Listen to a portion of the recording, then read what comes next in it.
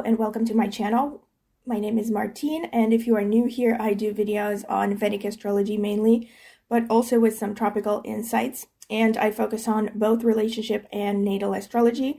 And if you like this video and you would like to see more content from me, please like, subscribe, hit the notifications bell to see when I will post a new video. And also, if you're interested in a private consultation, I do consultations, readings on a variety of topics, from relationships to all kinds of personal readings regarding career, transits for a few years, etc., etc. You can check out the video description and you will find my contact information there.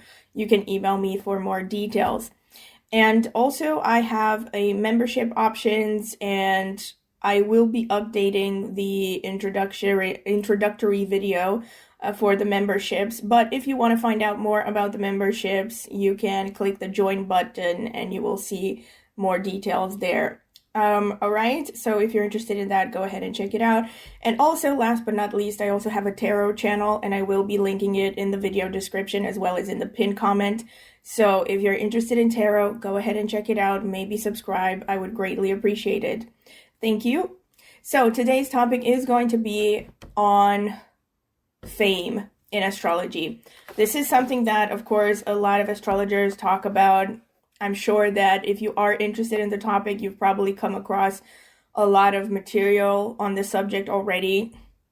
So I want to give my observations on it, and I'm going to be linking it to some traditional configurations that show fame according to Vedic astrology, but I also want to give my own personal take based on my observations as well as an introductory subject. I will say that there are multiple things that can show fame in astrology.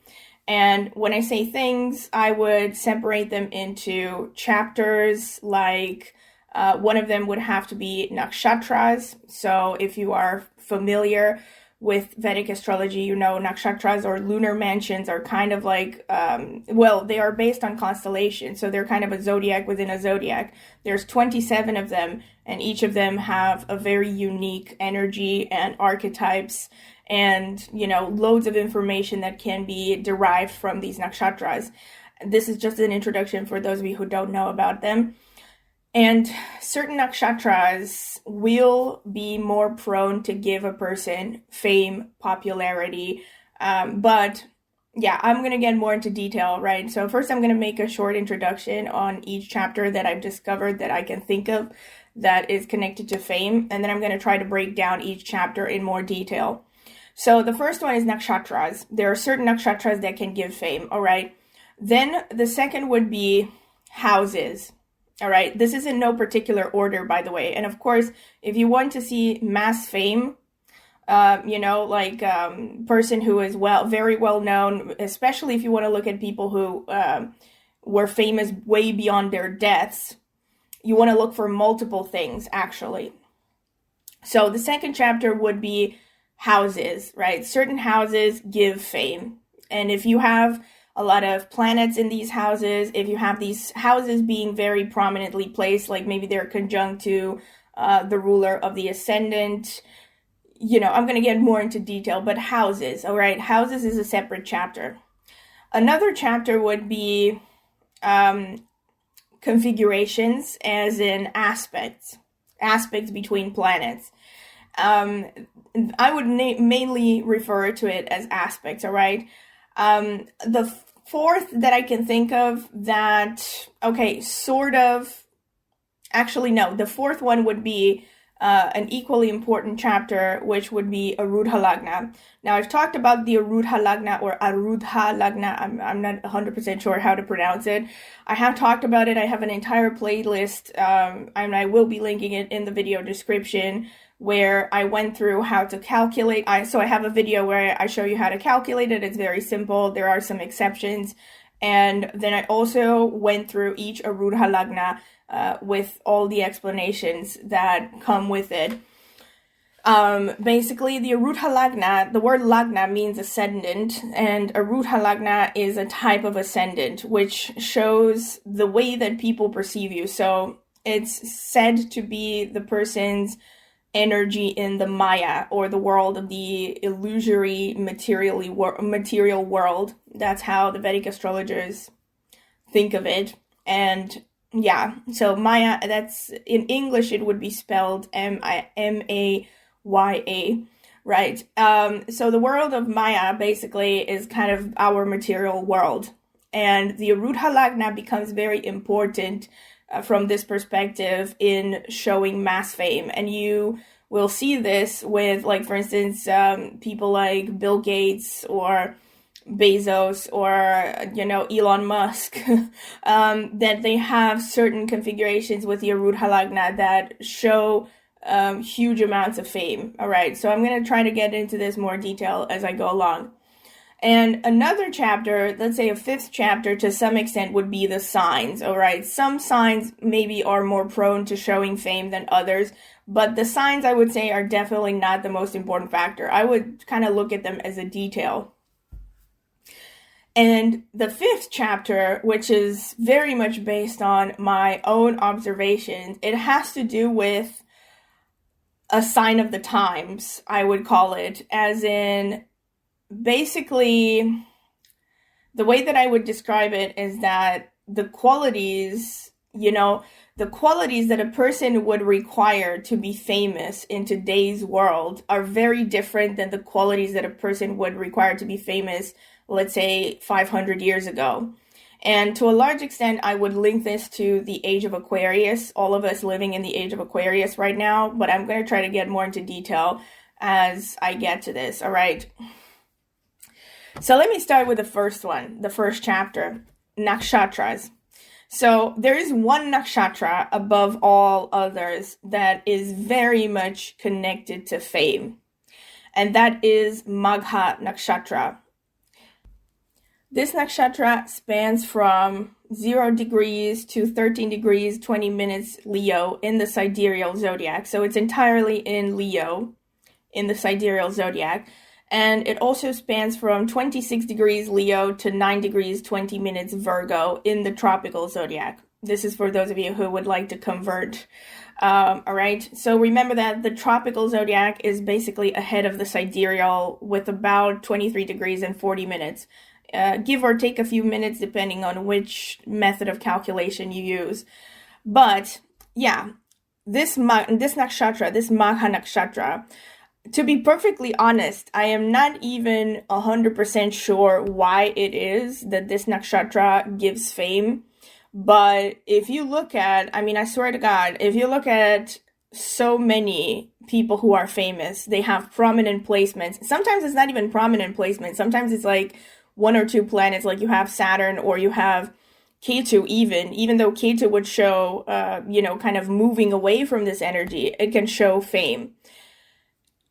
I would say it's because there is a kind of like inherent pride connected to it. It's connected to Leo, and Magha is connected to ancestral lineages, and there's this kind of like connection to all of the desires of your ancestors coming forth through you, all right? So, and oftentimes you will see this with Magha Nakshatra, that the people who become famous, like oftentimes, they carry this pride about their origins and about, often they will say, well, my parents or my grandparents, they did this and they did that and they worked hard so that I would have the opportunity that I have today. So maybe there is something to do with like the fact that they carry the cumulated, like, is that cumulated? I don't know. Is that the word for it? Or the accumulated, let's say,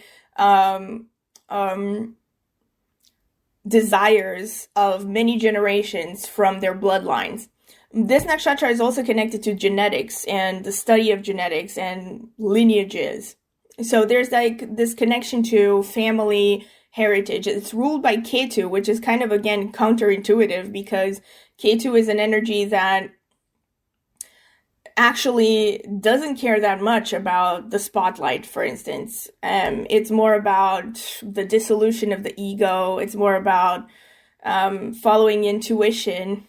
And it's even, according to some astrologers, connected to lack of reason, but I don't fully agree with that. And I'm going to get maybe a little bit into it in this video. I have talked about Ketu extensively in a video where I talked about archetypes of Ketu. So if you're interested, I'm going to link that in the video description as well. But yes, this nakshatra, I'm going to get at the end to some examples of famous people. And you're going to see, like, for instance, Elon Musk has moon in Magha Nakshatra.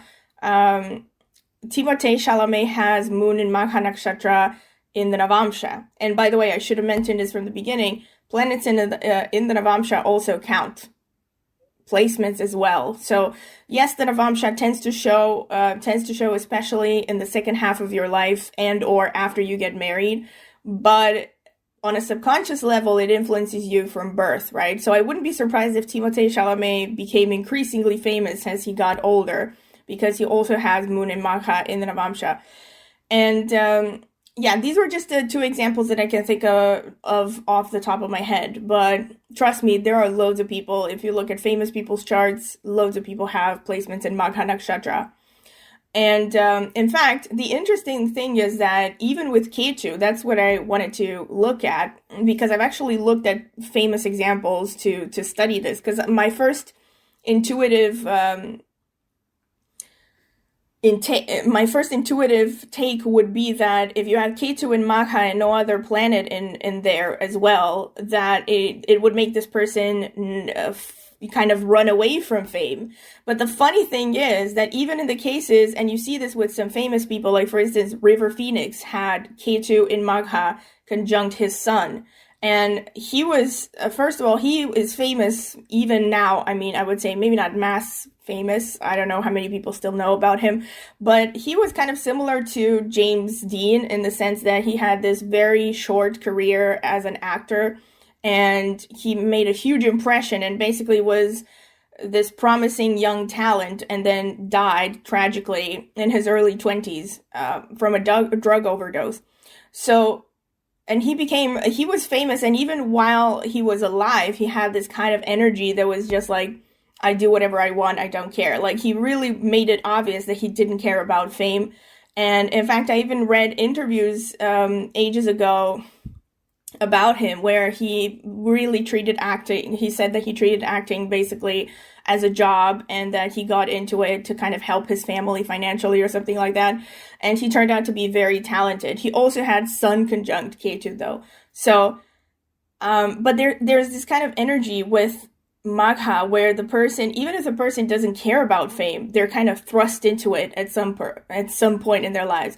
Another example, a person who has Ketu and only Ketu in Magha, is Matt Damon. And now I don't know about Matt Damon and how much he cares about fame, but again, if you think about the energies of these people, you know, Matt Damon, another one I think was Naomi Campbell. I don't remember exactly who else. I found a bunch of them. And there are people who maybe don't care that much about being famous, all right? Or like, even if they become famous, they kind of are like, whatever about it. You know, they are not these people who seem like they are crazy about being famous. You know, there are some people who love to be, the idea of being famous, and especially if you look at some celebrities, some actors, you know, they really seem to bask in it, you know, the attention they get and the power they get, and they really seem to have a good time. And then there are people who are kind of like whatever about it. You know, they're just living their lives and then they're also famous, but they don't actually act like it's the be all and end all of their existence, you know? So this is the kind of vibe that I would get from Ketu and Magha. But it's interesting that even with Ketu and Magha and only Ketu, the only thing that they have in their horoscope is Ketu and Magha and no other planet also in Magha. That even then, these people to some extent get thrust in the spotlight at some point in their lives. Now, I'm not trying to say that 100% if you have placements in Magha, you will become famous. I haven't, you know, but what I have seen actually funny about this is I actually have known people who have Magha placements, you know, personally, and they all seem to have like a higher level of fame, like a higher level of popularity than the average person. So it may not be that you're going to be like mass famous, but you could be famous in a little way. Like, for instance, one of the persons that I can think about was someone that I knew in a corporate environment who was very popular, very well known, And, everyone was kind of like interested in them and what they were doing. And, they would really get all the attention when they were around the office, and this person also happened to have ascendant in Magha. And then, other people that I've met were people who had like high levels of social media following, huge Instagram following or Facebook profile following. So they seem to have this kind of like natural ability to attract attention, and this is the one nakshatra that is the one that, in my opinion, gets the most fame. Then I would go to nakshatras that are ruled by Saturn and Rahu. I would say these are the ones that are the most likely to become famous in today's world. And I stress the word in today's world.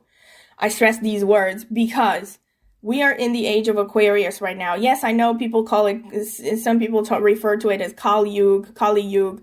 I honestly don't really follow this too much because, again, I stick to whatever works. If it ain't broke, don't fix it, And to me, the Age of Aquarius makes a lot of sense, all right? And Kali Yuga doesn't make, to me, a lot of sense because a lot of people are trying to portray it as, oh my God, the most savage time in history, which is ridiculous. This is not the most savage time in history, all right? If you know anything about history, even 100 years ago, right, the world was going through way more conflicts and a lot more misery than it is going through nowadays, all right?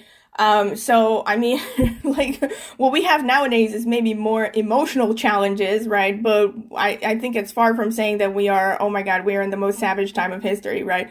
2,000 years ago, people were killing each other in the streets, or like the legal system didn't protect you at all.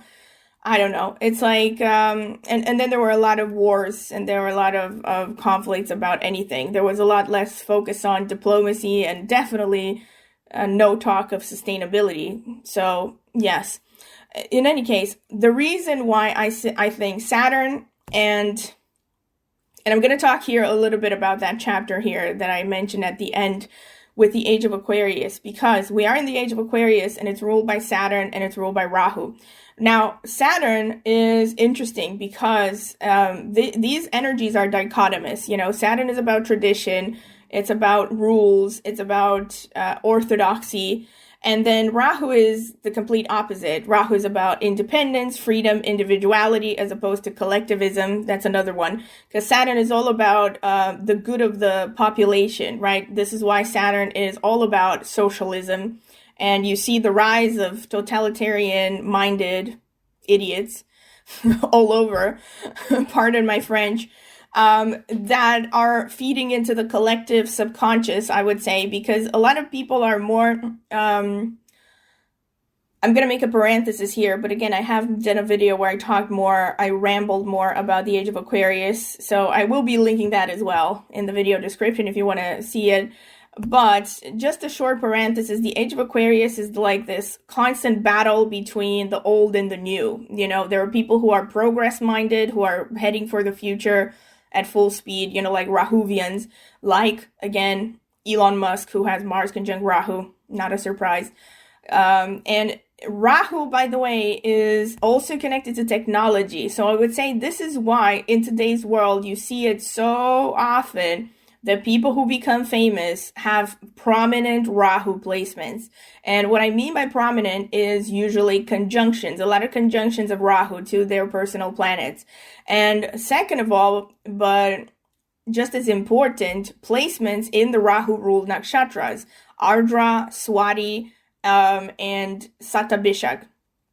If you look at, again, a lot of entertainers, a lot of artists, a lot of, people who become, especially people who become famous through the technological medium, basically either because they're known for technology, like Tesla, and Tesla, by the way, also had Mars conjunct Rahu.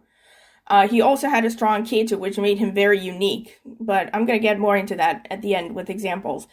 And Elon Musk also has Mars conjunct Rahu. Rahu is about, breaking the rules. It's about pushing the boundaries of what's possible in the world.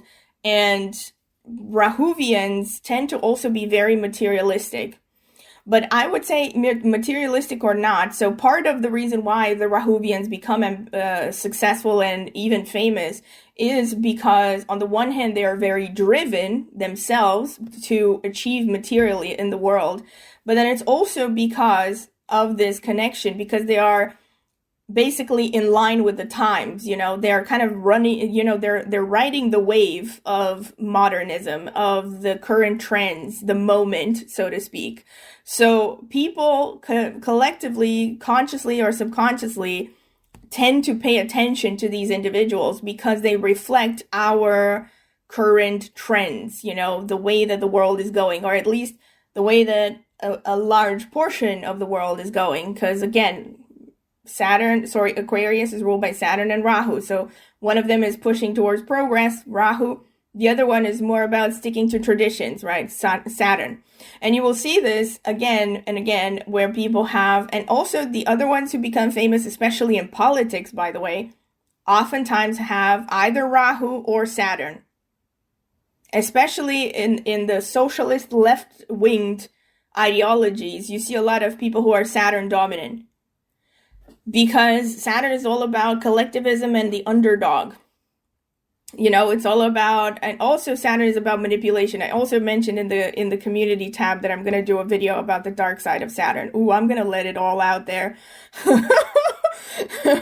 I have to figure out how I'm going to do it in a diplomatic way to not offend anyone. But anyway, I digress.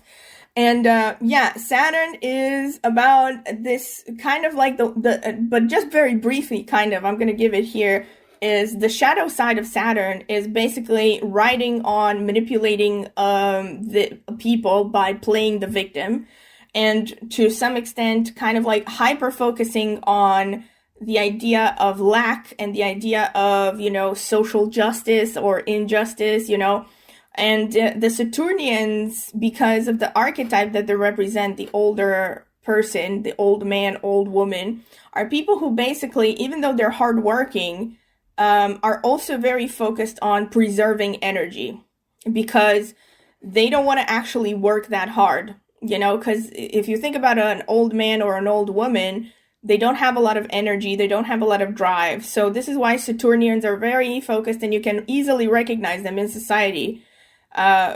Because they're these people who are very good at talking in a robotic tone of voice, and they act like they're very patient and cool and calm and collected and seem very in control of themselves and the situation. It's an illusion, people. But yeah, let me not, I totally digressed here. Pardon my ADHD. I'm going to talk more about Saturnians in the video where I'm going to talk about the dark side of Saturn. But in any case, Saturnians are still part of the collective consciousness. And you see, and I've also talked this in the video where I talked about physical appearance, that a lot of actresses, a lot of actors who have strong Saturn become very famous, right? Again, Timothée Chalamet is a great example. He's very Saturnian, all right? I think, by the way, I'm not sure 100%. I would have to check his horoscope, but I think he also has ascendant in Magha. I'm not 100% sure.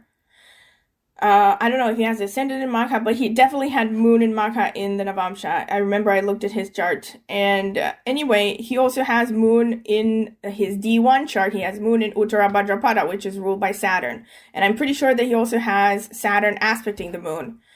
And I talked about this as well. Angelina Jolie, again, ascendant in Pushya, which is ruled by Saturn. And also Saturn pretty strongly placed in her horoscope.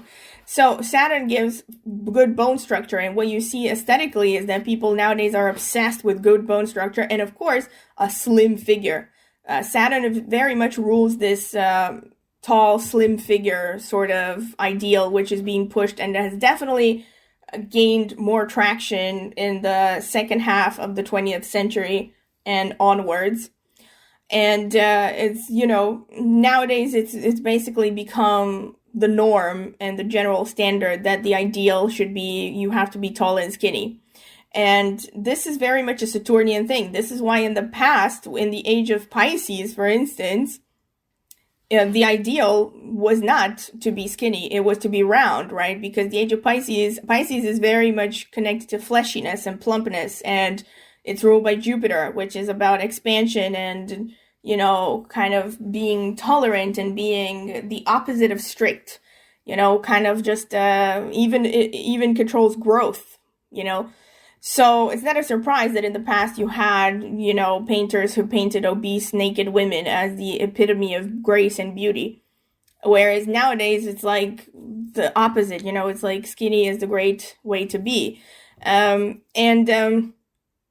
any case, placements in the Saturn-ruled, Rahu-ruled Nakshatras as well. So again, the Saturn-ruled Nakshatras are Pushya,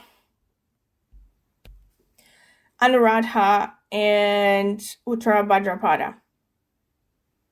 So, and again, you see a lot of placements in this. For instance, Justin Bieber has a strong Saturn as well. Sun conjunct Saturn. I'm just thinking off the top of my head because I remember reading his chart. And oh, by the way, when you see Saturnians becoming famous, often they actually fall into this category, this archetype of coming from a poor background or coming from the common people, quote unquote. Barack Obama also has Saturn in the first house conjunct Jupiter in Capricorn, so very strong Saturnian energy. And going back to Justin Bieber, now I just remembered Obama. This is how my brain works.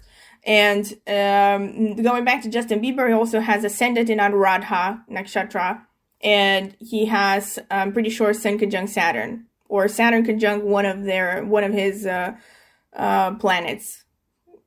So Saturn is strongly placed in the horoscope. On the other hand, you have people who have a mixture of Saturn and Rahu. Now, the interesting thing is, actually, since I'm on this topic, I'm also going to mix chapter 5 in here as well, that now that I'm talking about the planets and configurations and nakshatras.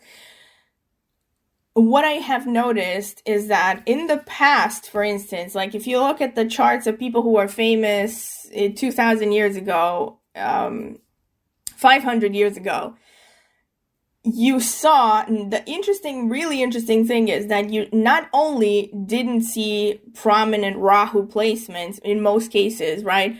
Sometimes you would see, I think I saw, let me check actually. Julius Caesar, I checked his chart. Julius Caesar actually had Moon, Jupiter, and Rahu conjunct in Aries, all of them. So he also had a prominent Rahu. But he also had Ketu prominent, and that's where I was going to go to. A lot of these famous people in antiquity, or even hundreds of years ago, before the Age of Aquarius started gaining traction, which I would say was probably more around the 1800s, these people had conjunctions with Ketu, like prominent Ketu conjunctions. Alexander the Great also had Ketu conjunct the Sun.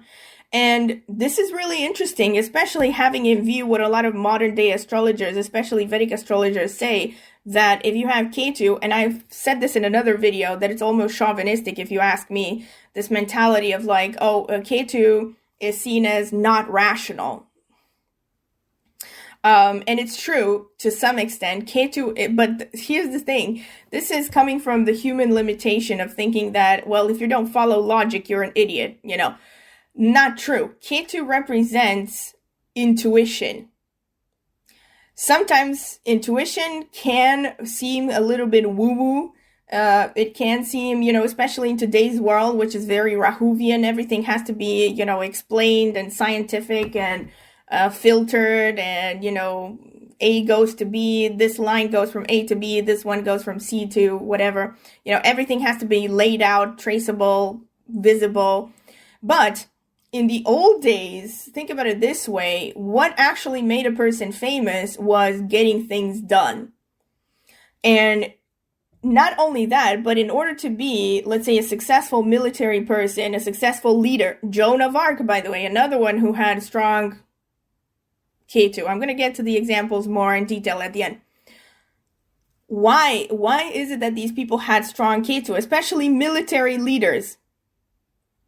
Because Ketu actually gives you the ability to override reason when it's necessary. I mean, Rahuvians nowadays, we tend to see conflict I mean, people in general, not Rahuvians, people in general, because we all live in the age of Aquarius, and we're all living in these common trends of, looking down upon emotions and trying to control everything. I could talk about all the ways that the age of Aquarius shows in today's world for like probably an entire day. Like the fact that emotions are being attacked is also a reflection of the age of Aquarius and of its two rulers, Rahu and Saturn, which are the coldest, most rational energies in the entire horoscope, the entire zodiac. But the reason Ketu showed up was because Ketu gives you the ability, first of all, to follow your intuition, go on gut instinct, to overcome fear, ultimately. Because a person who is Rahu dominant, they're not really going to take risks. They might take calculated risks, right? But what you see is that Rahuvians are very clever about using resources. And this is why Rahu and Saturn, both of them, are connected to deception. And what you see in the world today is like mass deception happening on every plane. The news is being used to manipulate. Politicians are lying more than they've ever done. It's like deception is becoming more brazen, more blatant than ever. It's become a way of life. And in the past, on the other hand, the people who became famous were the people who were brave, who were able to get into battle and throw themselves headfirst, and do the things that other people were too terrified to do. And let's not also forget that when it came to things like sometimes even in military or stuff, a lot of this shit required, pardon my French, required taking risks, right? It required also acting on instinct and intuition sometimes, because you didn't have maybe all of the variables of the equation, right? Sometimes you were pressed by time, or you were pressed by, I don't know, whatever, and you had to act quickly. You didn't have that much time to deliberate, and you didn't have, like nowadays, I don't know, access to satellite images from from the enemy campsite, right? You had to take action quickly, fast, decisive, throw yourself head first. And these were the people who made it, who became famous, right? If you look about it 2,000 years ago, or even 500 years ago or less, the people who became famous were people who got stuff done, who were either militaries, military leaders, or they were wise men, usually men, very rarely women. So it was like people who were maybe more introspective, who had their own, basically isolated themselves from the world. And again, this is a very Ketuvian theme, the idea of separating yourself from the world, to like ancient Greek philosophers, many of whom have ended up in exile because they annoyed and offended people with their opinions. And these were Ketuvian themes when you think about it, right? So it's really interesting to see how the world has changed now with respect to values and how it matches the current day age of Aquarius, right? Because nowadays we don't value people who start conflicts or who throw themselves headfirst into battle. The people in power at least actively discourage these kinds of behaviors. I won't get into my opinions and shit. But and it's like they discourage this because these are not the current trends, right? But when you actually, on the surface, they sell the idea that this is the civilized way to do things, but underneath it's a method of control, basically trying to keep away people from, to disconnect people from their beliefs and from their intuition, and basically to gaslight them continuously that their feelings don't matter, and basically reason is all there is, and unless something can be explained scientifically, it doesn't have any value, or worst of all, it has to be cured. Like everything nowadays is focused on curing human emotion. If you've noticed, I don't know, like there's like an epidemic of mental illness, and yet everyone encourages emotional repression. And if you look at the people who are the most popular and the most in power in society, they're all perfecting the art of acting like a robot and talking like a robot, as if somehow this is a measure of how intelligent, how valuable they are as a human being. And people are kind of quietly just accepting it, like, oh, this is the norm now. I guess if a person talks like a robot, it means that they're intelligent and I have to listen to them. Even Teal Swan, for instance, one of the reasons why I don't particularly trust her to a large extent is because I've seen some things in her horoscope that don't match what she's saying, and also because of the way that she talks. You know, the way that she talks is very cultivated and very inauthentic, which is very ironic for someone who preaches authenticity. And you see this, and also Teal Swan, by the way, has Mars Saturn conjunct. Not a surprise there. And it's like, if you look at these Saturnians, a lot of them, they're very good at portraying themselves as, you know, cool, calm, collected, in control. And in reality, they're incredibly selfish, some of them even borderline psychopathic. And they just know how to manipulate the current trends in their favor. You know, the fact that people now have quietly sort of accepted this universal truth that if you are speaking in a calm, collected voice and you show little to no human emotion, you're going to be seen as a guru. You know, but I totally digressed. I actually wanted to talk about this in a separate video, but you know, I digressed. Sorry. Like, going back to the Nakshatras, the Age of Aquarius and all this. So the bottom line, the conclusion is Nakshatras ruled by Saturn, Nakshatras ruled by Rahu will show fame. These are the most likely ones. There are also others, okay, that could show fame, but not as much, all right? Depends on many other combinations. So, for instance, also the moon nakshatras, the moon-ruled nakshatras, and the Venus-ruled nakshatras can show popularity, right? So, if you have certain configurations, and these are, the moon-ruled nakshatras are Rohini, Hasta, and Shravana. And the Venus-ruled nakshatras are Bharani, Purva Falguni, and Purva Shadha. And so these nakshatras can also lead to a higher degree of popularity, of fame, but usually you want to see more than just nakshatras for this. To some extent, also the sun-ruled nakshatras, but the sun-ruled nakshatras are very interesting now. And nowadays, you know, again, this could be a subject that I could talk about for hours, because the sun is the enemy of Saturn. And the sun with Rahu are also not exactly best friends, because according to the legend, the sun ratted out on Rahu. You know, I talked about this legend where I did the video on the Rahu Mahadasha a little bit. And the relationship between sun and Rahu, both Rahu and Saturn actually, is quite antagonistic, let me put it mildly. In fact, the enemy energy between Saturn and the sun is said to be the most disturbing and violent and aggressive among all the enemy energies, like enemy pairs, because every planet has an enemy, right, in another planet. But Saturn and the sun, they hate each other like hell. And what you see the sun representing in today's world, sun stands for instance, among other things, kingship, right? Monarchies. I've talked about this also in another video. When you see monarchies all over the world being attacked, you see all this crap about eat the rich, right? This is all Saturnians.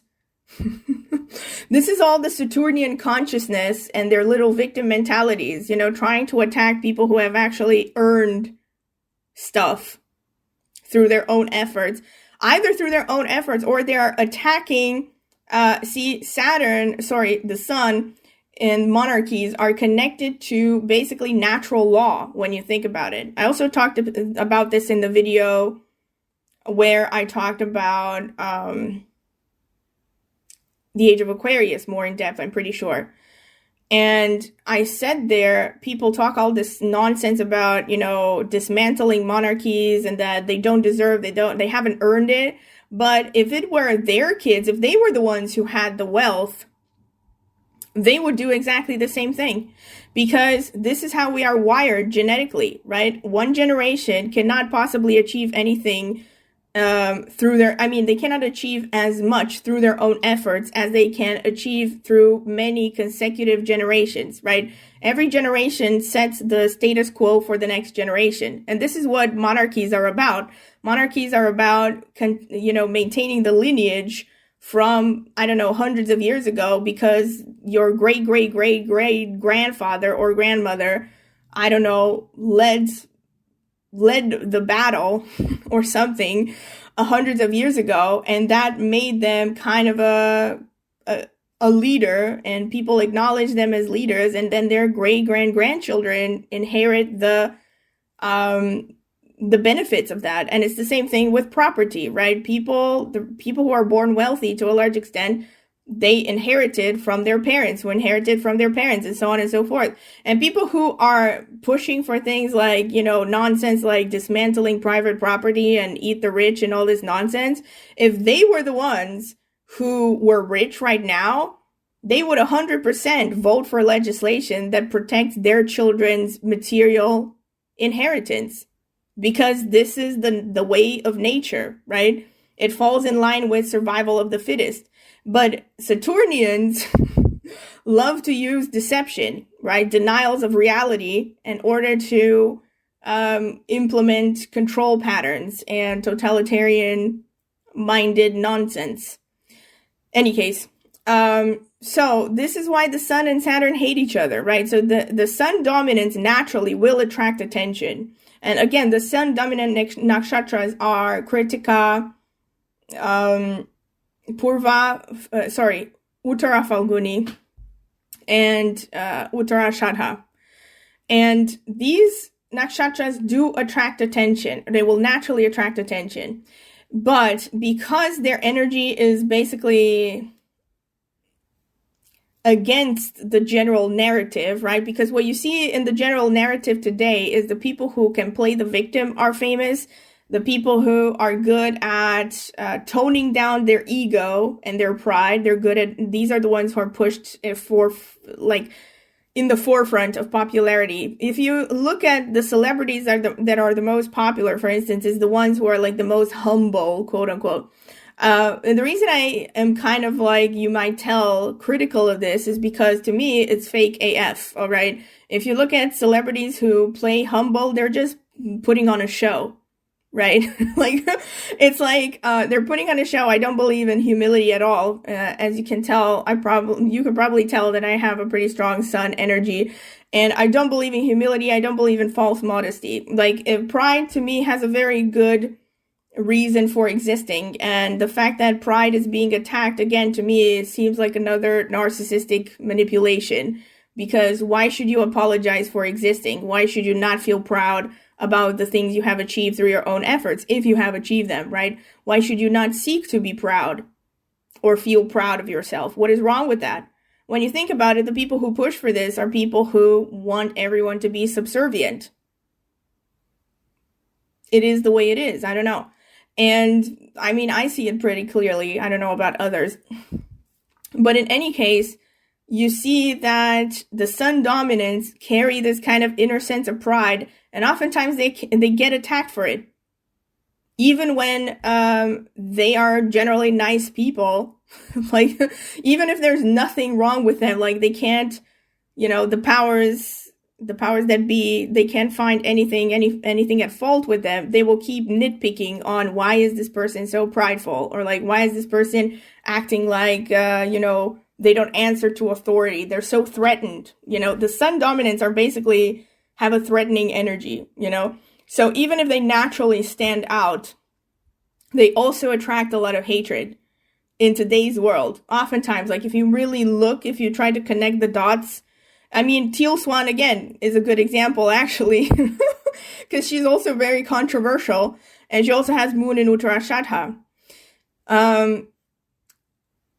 I don't know, I would find it difficult to... Oh, another good example, but I don't know how many people would be familiar with her because she's an older actress. I mean, she's passed away now for a long time, but Katharine Hepburn. Katharine Hepburn had Moon conjunct Sun in Kritika, and she was very prideful. And at the time, I mean, she started her career in the early half of the 20th century, and the reason she became kind of famous, I've seen some interviews with her, was because she was kind of an oddity. She was this kind of typical feminist icon who was, did whatever she wanted and was very athletic and basically had this aura about her of, doesn't take crap, no nonsense kind of woman who just does whatever she wants. Nowadays, her kind of personality would not get far, honestly, because, and even in her day, she was quite controversial, and there were people who called her prideful and arrogant and all this stuff. And to some extent, maybe she was prideful. But again, if you know your worth, then what's the problem with being a little bit prideful? Like, but people, you see what I'm talking about? It's like the sun dominance, because of their natural ability to kind of shine and to take the attention and the limelight, they rub people the wrong way a lot of the times. And yet it might still be strong enough to make them famous in some situations, especially if they have help from other planets and other configurations. And in any case, the sun, moving on to another chapter now, the aspects. All right, so the sun, irrespective of nakshatras, if you have a prominent place sun, it can make you famous, all right? But I would say in today's world, ironically, it's not the sun energy that is more likely to make a person famous.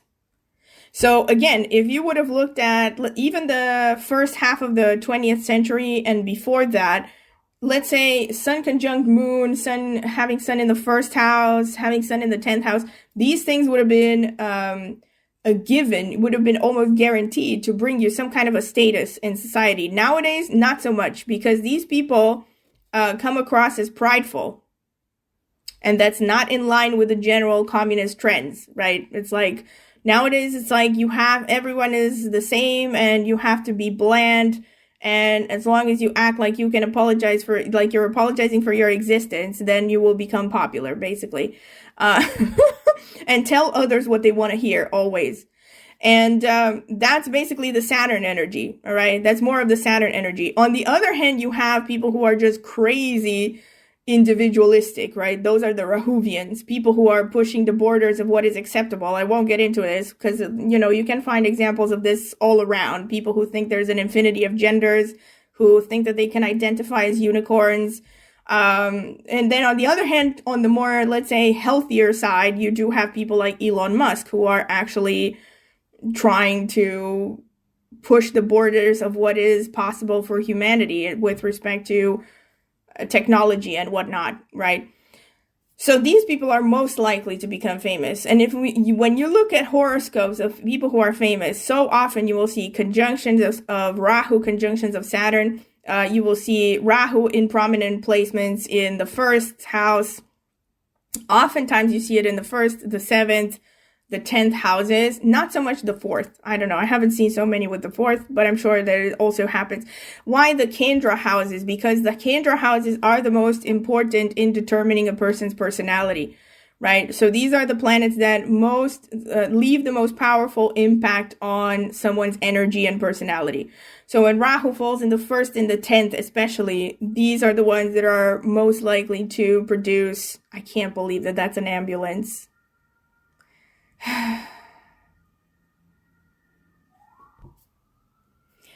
I tried to take a break hoping that it will go away, but apparently it's still in the background. I don't know if you can hear it. Anyway, it's going to go away.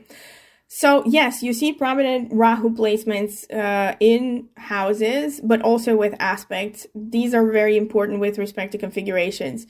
And I'm also going to be mixing the two chapters here. I'm going to be talking about houses at the same time because they are interconnected very strongly. And so Saturn also a prominent configuration is the so-called Gajkesri Yoga, which is the mutual aspect of the Moon and Jupiter. Now, this is something that comes from traditional texts, and again, I have seen this a lot in in horoscopes of famous people. However, having just this conjunction is not going to bring you huge popularity. Of course, even in this conjunction, you have to look at what signs is it placed in, what nakshatras it's placed in.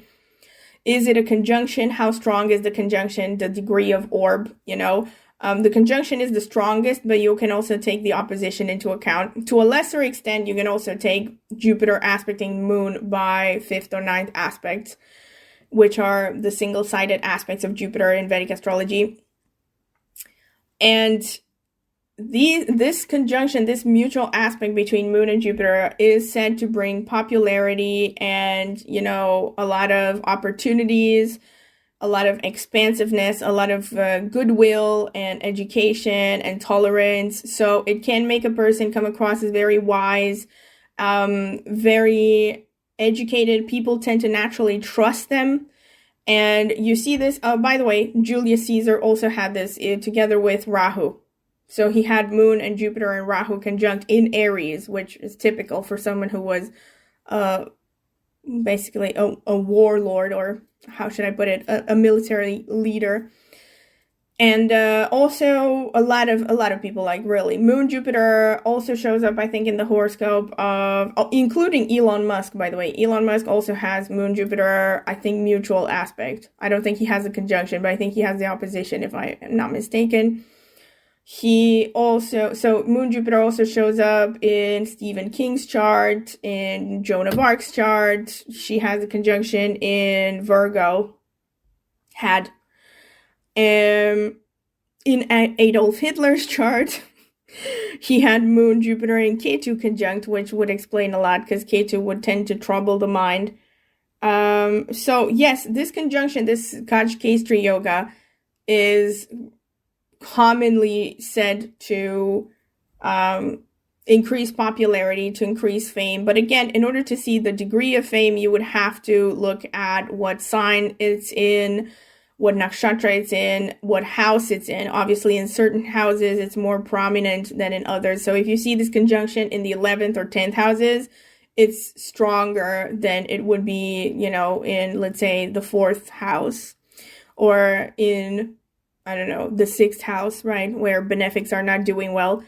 And, right, so this is important, this configuration. And then configurations, then I'm sure that there are other, I don't know, tons of yogas and stuff that could show popularity. But what is also important is not to remember the names of certain yogas, but to understand the significations of houses and house rulers. So certain houses and their rulers can give popularity. Again, I've talked about the 10th and 11th houses. These are very important in giving a person popularity, because the 10th house is the house of the outside world. So it's opposite the 4th house, which is the house of the home base. And the 10th house is basically the jungle, the World Wide Web, the big world out there. And it's, how you present yourself in society. It's your social karmas, your social duties, is of course, this is also why it's the house of career, because oftentimes people get known through their careers and what they do for a living. But most importantly, it's a house that shows a lot of visibility. It tends to show also social status. It also can show government. So it can show dealings with the government or being noticed by the ruling powers. And 11th house is the house of the masses. It's also the house of gains, more specifically gains from the career, because it's the second from the 10th house. And the 11th house also very much is connected to popularity. I would say even more than the 10th house. You often see people with prominent 11th houses, placements in the 11th house that can show mass fame, popularity. Again, many people, including Angelina Jolie, and I'm pretty sure Bill Gates also has strong 11th house from the Arudha Lagna, if not from the D1. And again, you also have to look at the D1, the Arudha Lagna, and at the D9. And if you see like multiple placements, let's say a person has a moon in the 11th house from the Arudha Lagna, and then they also have moon or Jupiter in the 11th house in the D9 chart, then there's definitely a strong indicator that this person is going to become popular, maybe especially after marriage or in the second half of life. And of course, you also have to look at dashas, antardashas, transits that may activate these specific houses, either, a planet transiting through the house and going through the Mahadasha of that planet, or it could be, transiting or a Mahadasha. So for instance, you're going through the Mahadasha of the 11th house Lord. Let's say you have 11th house in Scorpio and you're going through the Dasha of Mars, right? So this could be a time when you might get increased popularity, but depends a lot on what else is going on there. And These houses, yes. So if you have a lot of planets in them, if you have them connected to the first house, you see this a lot of the times with people who become very famous, is that they have connections between the first house and the 11th or the 10th houses. To some extent also, the 7th and the 9th houses are also important, because the 7th house is the house of the audience, the others, right? Because it's the house that is opposite the first house. It's also sometimes referred to as the marketplace, right? So it's where you go to talk to the common people, so to speak, or mingle with the common people. And the 9th house is a house which is naturally ruled by Jupiter, the great benefic. It's a house of opportunity, of wisdom, of wealth. And when you have, again, the 9th house connected to the first house lord, the Lagna lord, can show a lot of popularity. But generally, again, you want to see multiple configurations. So generally, when you look at the horoscopes of people who are super famous, they have multiple placements. Like they say, let's say they have Moon in Magha. Like I mentioned, Elon Musk, right? He has Moon in Magha. He also has Moon with Mars and Jupiter influencing one another, which is great for entrepreneurs and popularity. I'm pretty sure he also has some stuff going on with the Arudha Lagna that can show popularity. I haven't studied his horoscope very in depth, but he does have multiple placements, all right, that could show fame and popularity. And yeah, so this is with respect to houses mainly. So you want to look for connections between first house, 7th house to some extent, 9th house, 10th house, 11th house. Obviously, the more placements you have, the more planets you have in the 10th, 11th houses, the more likely it is that you are going to be known to a larger number of people. But if you don't have, let's say, Rahu, if you don't have Magha, it may not be huge amounts of fame, right? Maybe you're just going to be famous within your company, the corporate environment that you work in, or within your particular niche or profession, right? That's what I'm talking about. And so this is about configurations. What else I was going to talk about? To some extent, yes. The Arudha Lagna. The Arudha Lagna, mainly, the thing that I wanted to say is similar to what I have said about the D1 chart. So in the Arudha Lagna, again, the 11th from the Arudha Lagna, there are some things to add, okay? So the 11th from the Arudha Lagna is important to see popularity, to see wealth also to some extent. So if you have placements there, especially the Lord of the Arudha Lagna, or if you have benefics, Moon, Jupiter, Mercury, Venus in the 11th from the Arudha Lagna, these are great signs that you might become famous and or wealthy at some point. Especially, again, if this is activated by the dashas of these planets. And another thing, though, with respect to the Arudha Lagna, is that planets in the Arudha Lagna will make you stand out. Now, this doesn't necessarily mean that it's going to be for the better, because it could be like negative planets. I have talked about this actually in the videos where I talked about Arudha Lagna. So malefics like Mars, Saturn, Rahu, Ketu can bring you can also make you noticed, but they can also bring a lot of misery and a lot of you being misunderstood, maybe even demonized, becoming unpopular, almost infamous, sometimes. And not just in the first house in the Arudha Lagna itself, but also the 7th from the Arudha Lagna, because the planets which are in the 7th from the Arudha Lagna automatically aspect the Arudha Lagna. I talked about this again in other videos. For instance, Donald Trump has Mars in the 7th from the Arudha Lagna. He is a very controversial figure because Mars is a very polarizing sort of energy. It's not lovey-dovey and it's not soft, And on the other hand, if you don't have, in fact, sometimes it might even be preferable to not have any planets in the Arudha Lagna, or in the 7th, to some extent also the 10th and the 4th from the Arudha Lagna. But especially the first 7th axis is the most important, because that's where the Arudha Lagna itself is the most influenced. And yeah, sometimes it might be preferable not to have, preferred not to have planets in the Arudha Lagna, because it can just make you attract a lot of hatred, especially if you have malefics.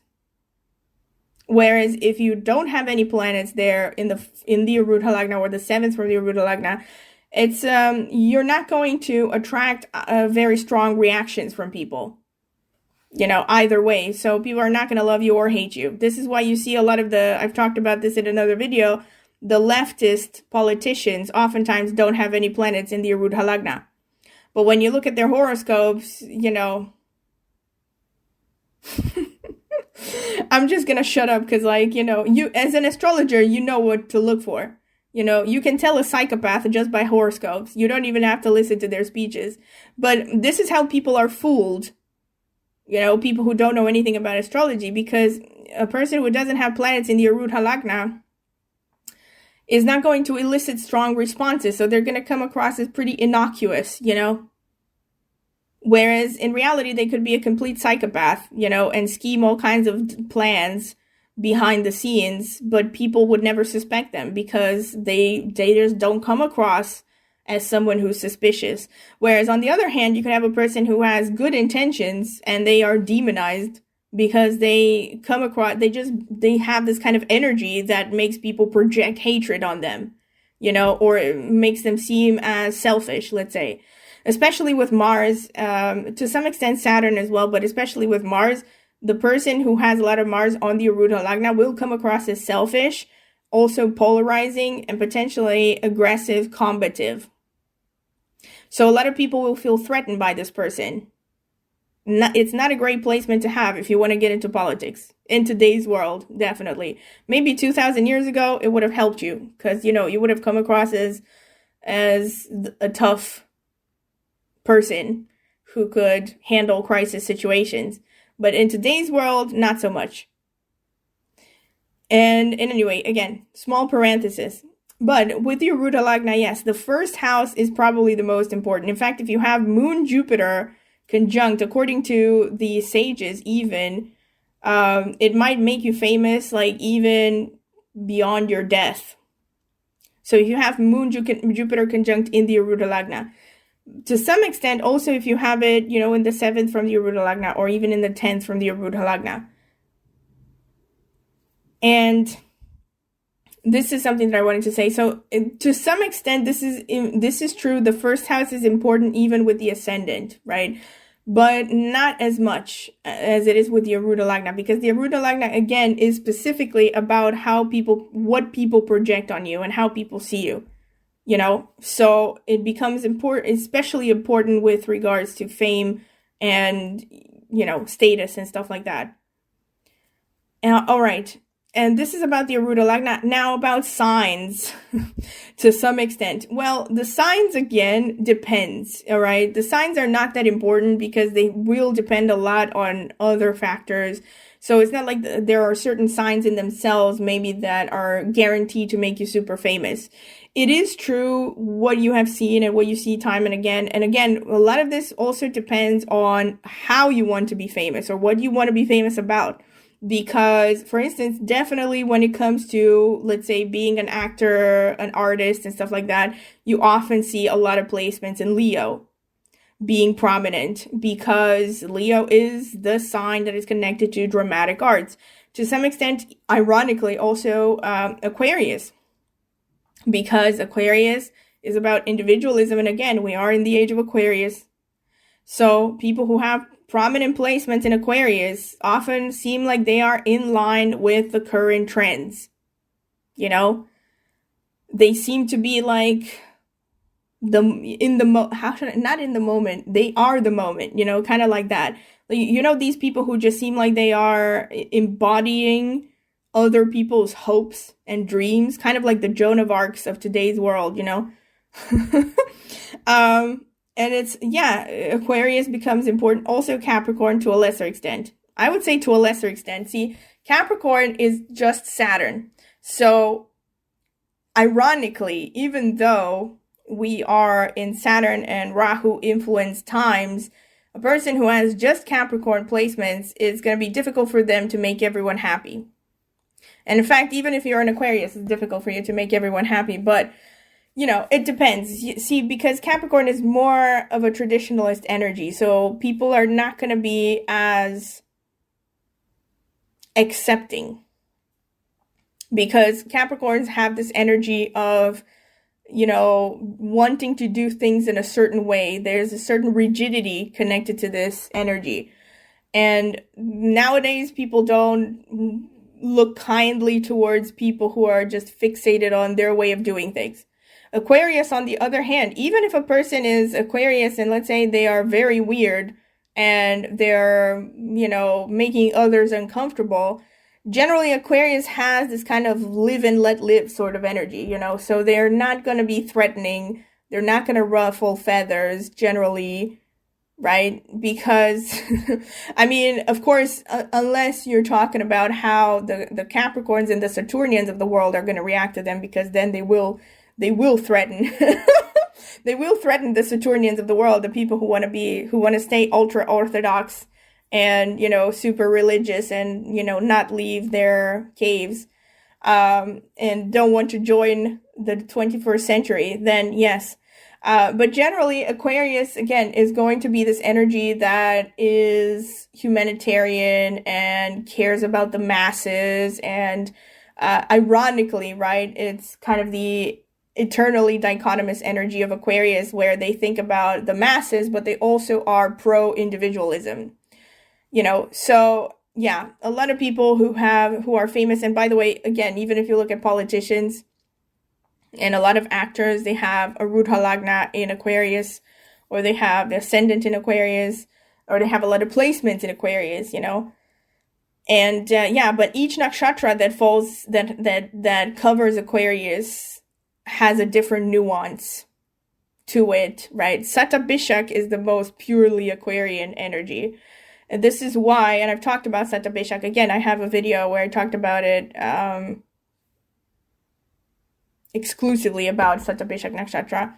And this nakshatra comes across, so, it shows up so often in the horoscopes of very famous people, very famous artists who touch the lives of millions. It's amazing how many people have, with prominent Shatabhisha nakshatra placements, became super popular, super famous, You just look at Robin Williams, you look at Kurt Cobain, I don't know, tons of them, all right? If you look at actors, actresses, artists, and not just, thinkers, whatever, so many of them have Shatabhisha placements.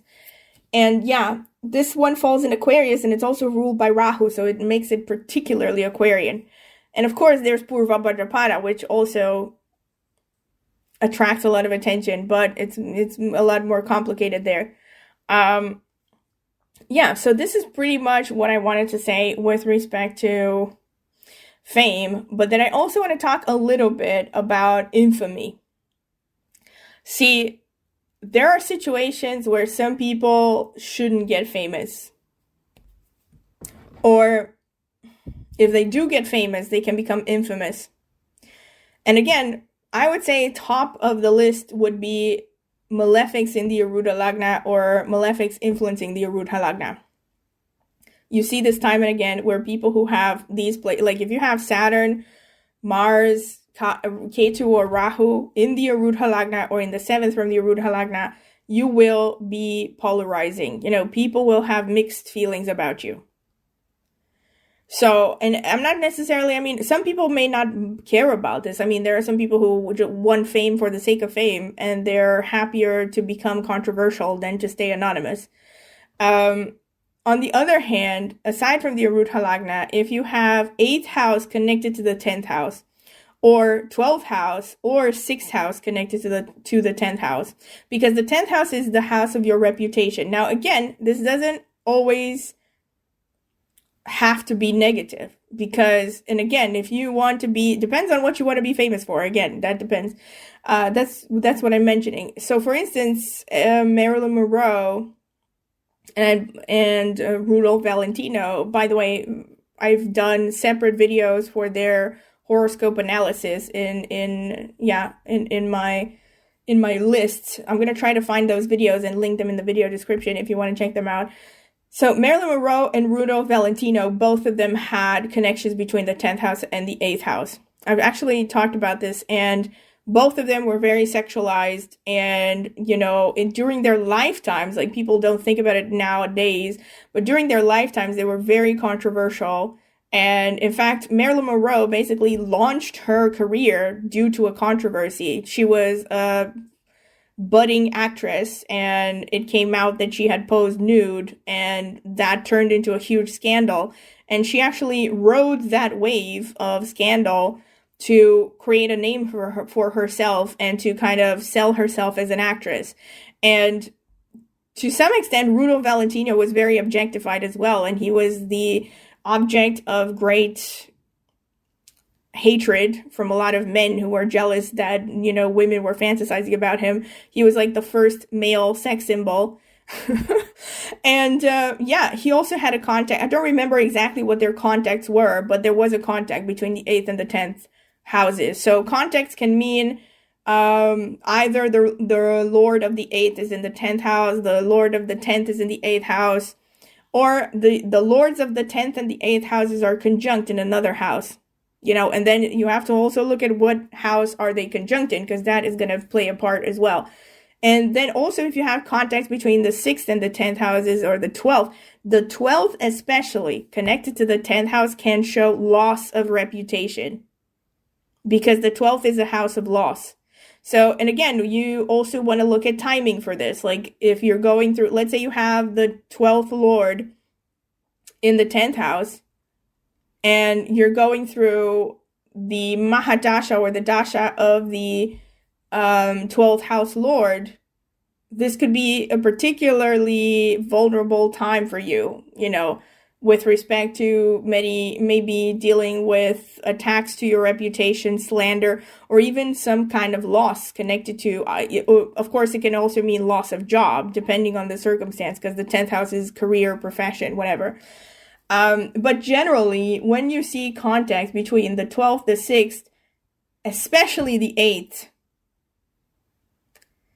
connected to the 10th house, it may not be a good idea to pursue fame, because it can attract a lot of unwanted attention, a lot of hatred, a lot of projection, you know, falls from grace. And sometimes, like, especially if you have repeated placements in the 8th house, it can be kind of a suggestion that it's better for you to stay in the shadows, you know, to work from a place of not being known. Especially, let's say, if you have the sun in the 8th house, in the Dasamsha, in the Navamsa, even in the D1 chart, right? And even more so if there's also a connection between the 8th and the 12th houses. Because it's not, you know, people are just going to project, or maybe it's just your karma that you're not meant to become popular. You're meant to kind of work in the shadows, you know.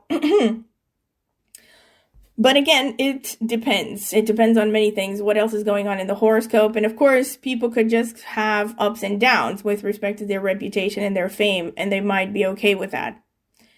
All right. This was something that I wanted to mention. So just a few examples, famous examples that I've come across. So I mentioned Marilyn Monroe, since I also mentioned her. By the way, she also had Moon Jupiter conjunct in Aquarius. Not a surprise that she became super famous. And then she also had Rahu aspecting this.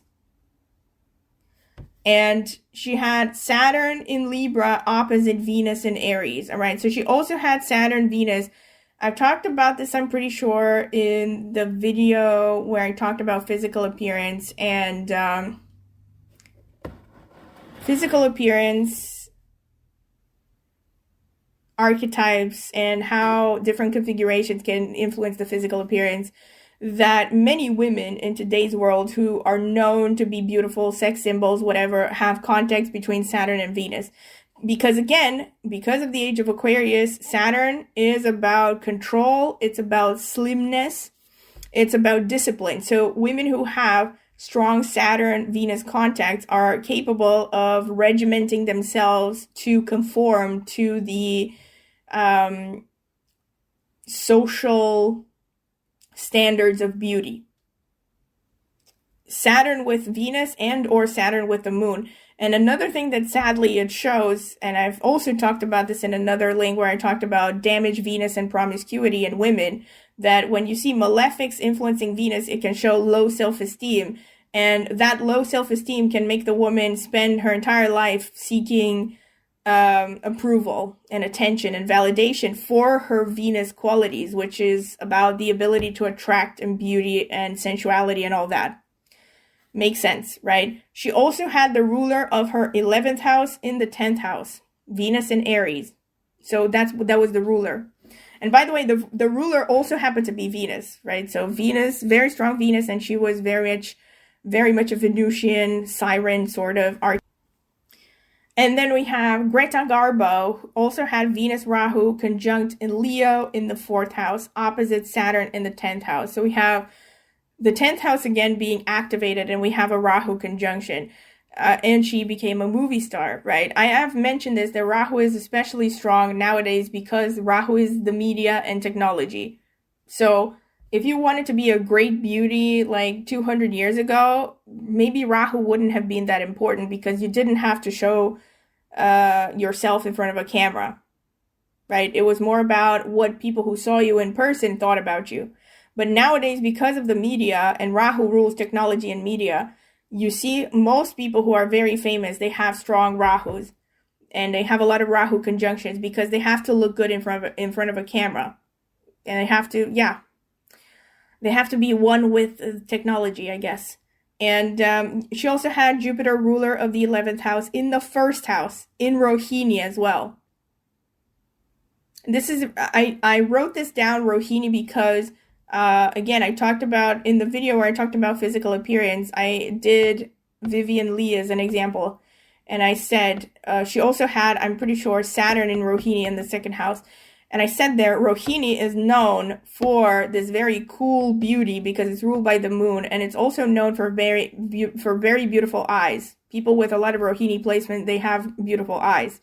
And Greta Garbo also was known, I mean, she was generally seen as a beauty, but her most prominent feature were her eyes. And the fact that she had this kind of cold and cool, distant sort of aura, which is typical for a moon-ruled nakshatra like Rohini.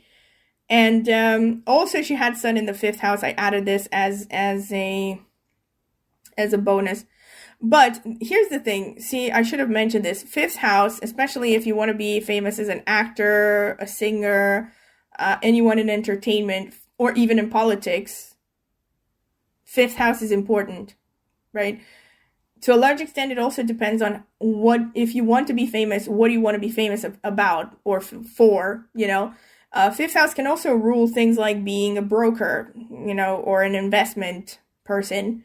So yeah, it can be about risky ventures or teaching, academic circles, especially up to master's degree level.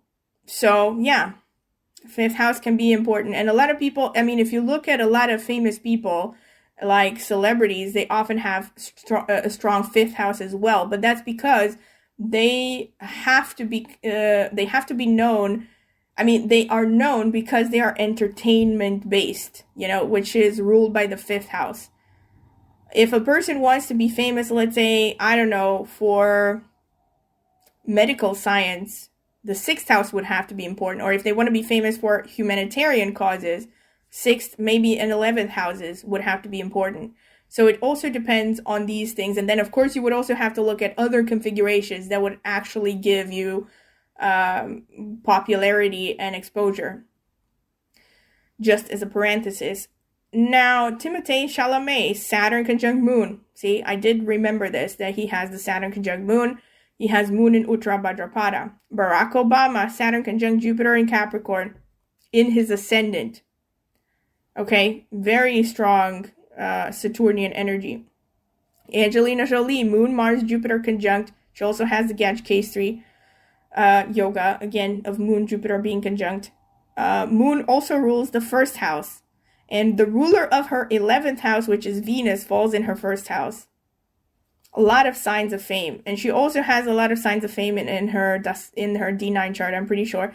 I have actually talked about her chart more in depth with respect to her physical appearance in the video that I did on physical appearance. I'm going to try to link that video in the video description as well. And Joan of Arc. Joan of Arc is one of my heroes, and I'm going to do a video about her at some point. She was the original feminist. Natural born feminist. Moon conjunct Jupiter again, Kajkesri Yoga in Virgo, which I have to laugh about because, she was known for being a virgin. She also had, third house from Ascendant and 11th house from Arudha Lagna. Oh, yeah. So this Moon-Jupiter conjunction falls in the 3rd house from her Ascendant and 11th house from the Arudha Lagna. And Arudha Lagna in Scorpio, which explains why she was killed for being a witch. But I won't get too much into detail. She also had the Mars-Ketu conjunction in the 10th house from the Arudha Lagna in Magha Nakshatra. Okay? Very strong signs of fame. Not a surprise that she's still being talked about 700 years later. 600. What is it? 600 around. All right, Julius Caesar, Mars, Sun conjunct in Gemini, opposite Saturn, Sun in Ardra. I really pointed out Sun in Ardra here because you see, a politician nowadays, I would be hard-pressed to find someone who is a successful politician with Sun in Ardra. The reason I say this is because Ardra is a very savage sort of energy. Nowadays, people have to play dumb in order to make it in politics. You can't be honest. You cannot show emotions, and you can't be savage. You don't get bonus points for getting what you want. Ardra is a very kind of brutally honest, hard to develop a poker face sort of energy. And this is why you see Ardras can be great in acting nowadays, or all kinds of other activities like environmental, how should I put it? Interests, or they can be famous in a lot of ways, but not so much in politics, because in politics you have to be good at being fake, right? So and it's not a surprise to me that Julius Caesar had Sun in Ardra, because he was known to be pretty brutal, and he was also he also had Ketu, like I said, Ketu aspecting the Sun Mars conjunction by 5th aspect. He also had Moon conjunct Jupiter conjunct Rahu in Aries. So he obviously was a very ambitious person, and very savage, and had the ability to throw himself head first. He was known not just for being good at military strategy, but for the fact that he fought alongside his subordinates, and that's what gained him a lot of support. And nowadays, none of these qualities would make him very popular, I would say. Definitely not being a power-hungry military person. Not exactly. And, Alexander the Great. Sun conjunct Venus conjunct Ketu. Again, Ketu being very prominent here. Not a surprise, because as a military person, again, you had to be able to throw yourself headfirst into battle without worrying about what's going to happen to you, which is a lot more to do with Ketu energy. Ketu is a lot more of a higher expression of Mars, whereas Rahu is a higher expression of Saturn. So Ketu is a lot more about being impulsive and making snap decisions, following intuition, not thinking too much about details. It's not about planning, it's about doing.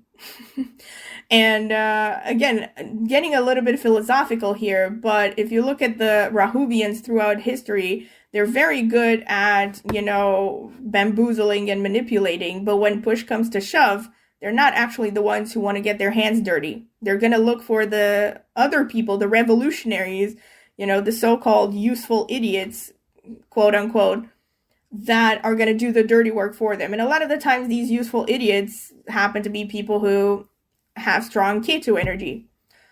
Not saying that all of them are doomed to become useful idiots, but they have to be careful not to be used by, self-serving, ambitious people.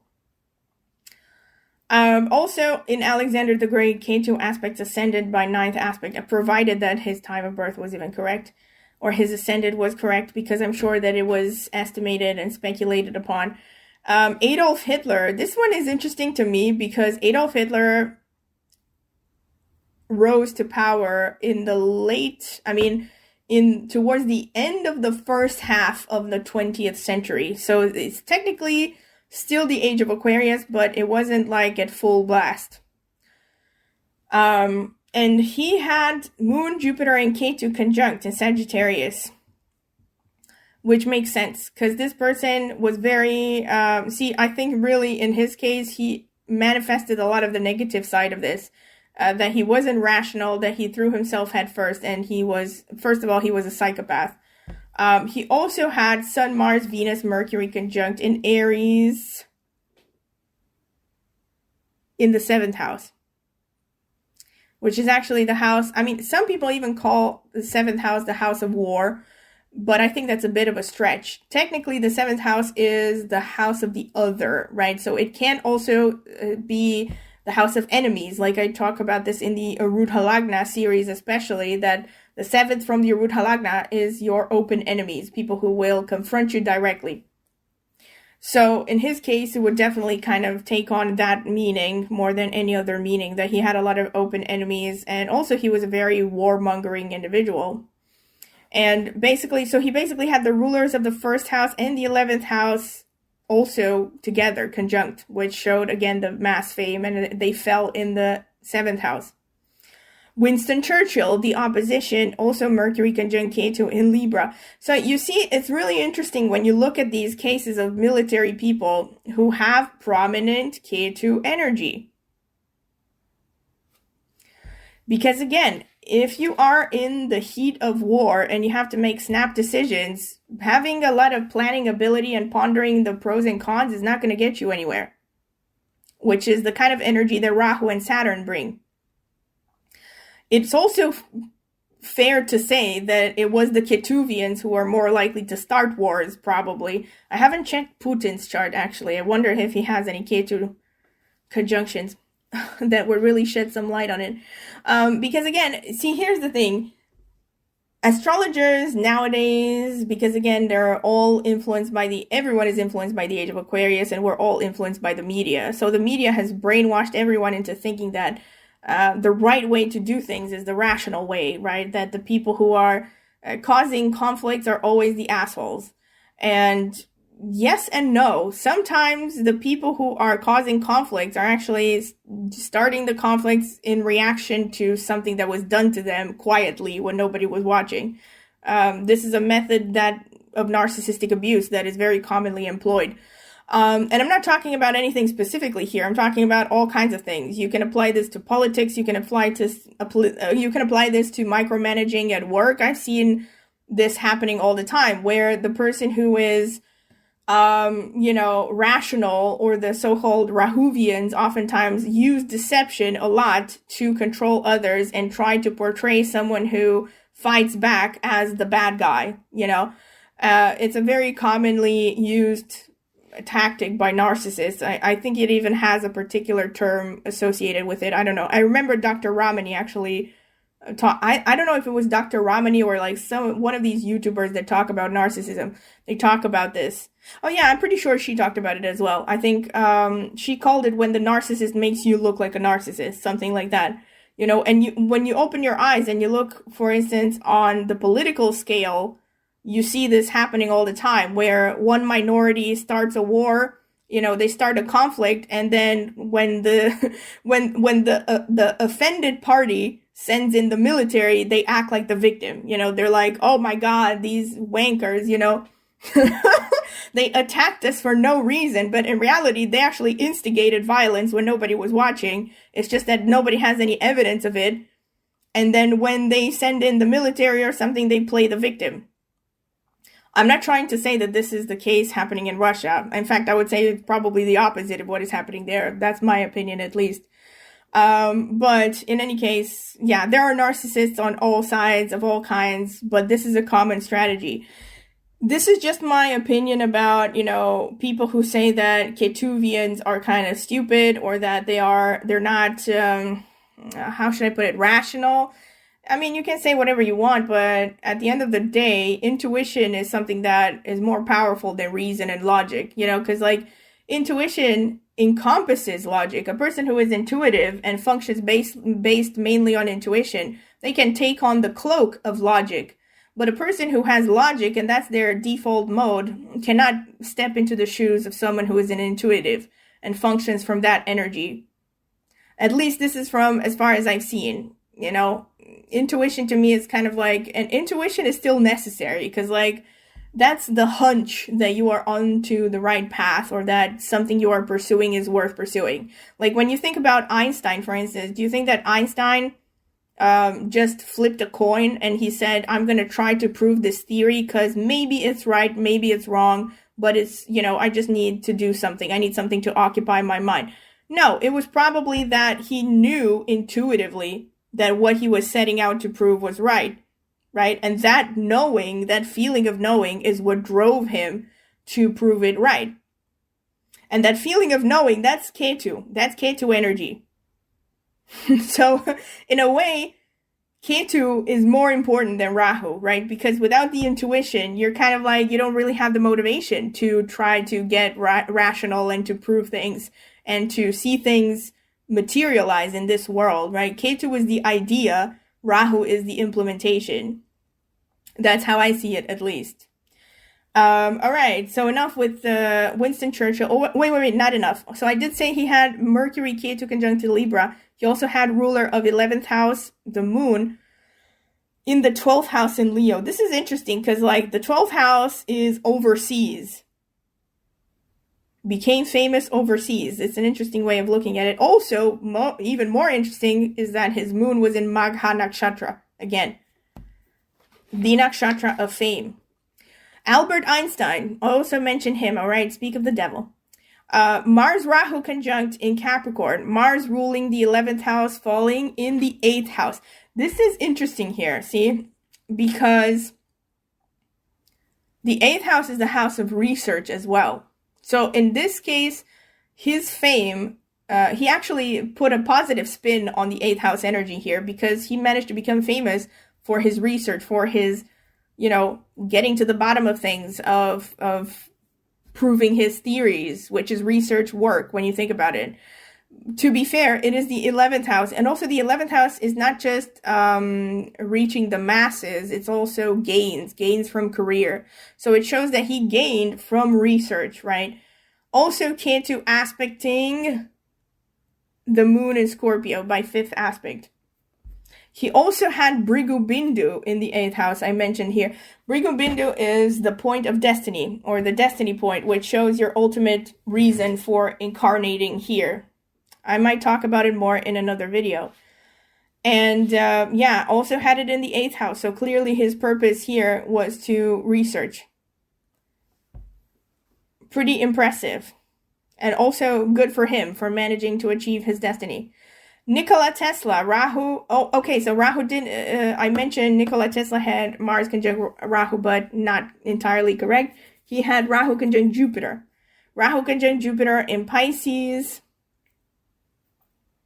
Moon, Mars, and Ketu in Virgo in the 6th house. So here we have the perfect balance between Rahu and Ketu. See, this person was a genius. In fact, Albert Einstein famously was asked once, what is it like to be the most intelligent man in the world? And he said, I don't know, ask Nikola Tesla. Because Tesla was a freaking genius. Like, he was completely independent, self-motivated. He also had, by the way, Sun, Venus, Saturn, Mercury conjunct in the 3rd house. The 3rd house, which is the house that has to do with bravery, independence, willpower. So very self-motivated individual. Didn't care about anything or anyone outside of his head. And a lot of intellectual effort. And then he also had this Moon-Ketu conjunction, which gave him that intuition and put it in the right direction in the Virgo in the 6th house, which 6th house is the house of service. Tesla, at some point, wanted to create electricity for everyone for free. That was part of his work. He didn't manage to finish on the idea, or some rumors say that his ideas were hijacked, but, won't get into that. And, but he was very service-oriented. He was very non-materialistic. He was really a genius in the purest sense of the word. All right. So also he had the rulers of the 11th, 10th, 6th, 3rd, 2nd, and 7th houses all conjunct in the 3rd house. So he also had the conjunction of 10th and 11th houses in the 3rd house. The 3rd house being the house of thinking, ideas, willpower, bravery, everything that is self-motivated, very independent. No doubt this person couldn't have been a good employee because this is a very independent person. Another great example, Mary Shelley, the author of Frankenstein. Also want to talk about her at some point, or at least about Frankenstein. Ascendant and Saturn in Ardra, in Gemini, conjunct. Rahu aspecting the Mercury-Venus conjunction in Virgo. Jupiter in the 10th house, ruler of the 7th and 9th houses. So the ruler of the 9th and the 7th house is falling in the 10th. Again, this is great for authors, by the way, especially Jupiter in the 10th house. Jupiter in the 10th house sucks if you want to be in politics or if you want to be in the corporate world, because Jupiter has principles. And if Jupiter goes into, the shit show that is the corporate world, which is run by psychopaths, narcissists, and all kinds of mentally deranged individuals, they're not going to get anywhere. That's not where Jupiter shines, right? Same thing with politics. But where Jupiter shines are places or professions related to consulting, to research, teaching, writing, publishing. So Mary Shelley became famous for publishing Frankenstein. I'm not even sure if did she write any other books? I'm not even sure. Have no idea. Have to research. But I definitely know that was her magnum opus, her most important work that made her famous way beyond her death. I mean, she has passed away a long time ago now. She was born in the early 1800s. Actually, I think she was born in the late 1700s. Wait a minute. Yeah. She published Frankenstein in, I think, about 1814 or something. So, yeah, she was famous, massively famous, really, when you think about it. And again, so she did have that Saturn energy. The reason I pointed out Ardra here, hold this thought, because I'm going to talk about it in depth when I talk about Ardra and or Rahu. I want to do a video about Rahu and about Ardra, because Frankenstein to me is probably the most Ardra dominant theme, like the most Ardra themed story that you can ever come across. And it's just amazing. It is amazing that she actually had Ascendant and Saturn in Ardra. But hold that thought, because I'm going to talk about it more at some point in the future. In any case, the fame, I think, came from, to a large extent, having Rahu aspecting Mercury, Venus, and also the Rahu gives that progressive aspect, that out-of-the-box thinking.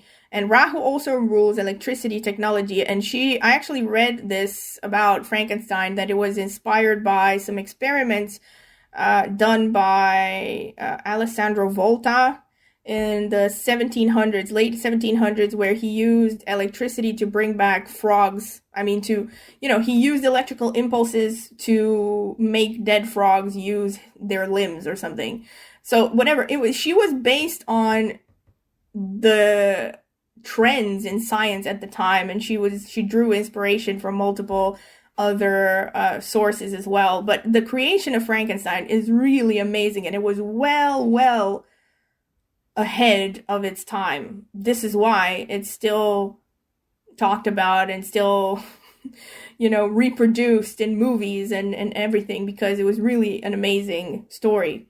And very much, totally out of the box. That explains the Rahu here aspecting her Mercury, Venus, which Mercury is the thinking processes and the ideas. and the ability to express yourself through words, through writing, through speaking. So it makes sense why she has this Rahu aspecting the Mercury Venus. And then she also has Jupiter in the 10th house as ruler of the 7th and 9th houses. 7th of the masses, the audience, and the 9th, which is the publishing, the house of publishing. And it's also a benefic, it's a benefic, double benefic here, because you have Jupiter ruling the 9th house, falling in the 10th house. Definitely recipe for success and popularity. So this is pretty much, these are the examples that I have. Of course, there are countless examples. If you have any particular celebrity, famous person that you would want me to do a profile on, of course, you can, make suggestions in the comment section. And I have done already a few astro profiles. You can check out that playlist. I will try to link it if you're curious. So you can see what they look like. So yes, this is pretty much what I wanted to say about fame. I mean, there probably would be a lot more to talk about, but I mean, these are the main things that I want to say on the topic of fame, because I have had people repeatedly ask, if I could talk about this topic, what would make a person famous. Then I've also had some people ask if I can do a video of what configurations would show if you're going to marry someone famous. And I'm not going to talk about that now. I will talk about it in a future video. Maybe I will talk about it in a future video, but first I have to cover all the other topics that I have mentioned in my last community post. All right, so this is pretty much all that I wanted to say. Thank you very much if you have listened to this. You deserve an award for patience. Thank you very much. And also, if you want to comment anything, of course, comment in the comment section with what you agree, what you disagree with. Again, ideas for future topics if you have them. And don't forget to please like the video if you have found value in it, and subscribe to my channel. It is free and it will only take a second. And also, if you're interested in a personal reading, I do readings on a wide variety of topics. You can check out the video description. I will leave my contact information there. And you can email me for a pricing list and other details. And also, if you're interested to find out more about the membership options, you can click the join button under any of my videos, and there are more details there. And also, last but not least, I have a tarot channel, and if you're interested in tarot, go ahead and check it out. Maybe subscribe. I would greatly appreciate it if you're interested. All right, so this has been pretty much it. Thank you very much for listening, and I hope to see you at my next video. Bye.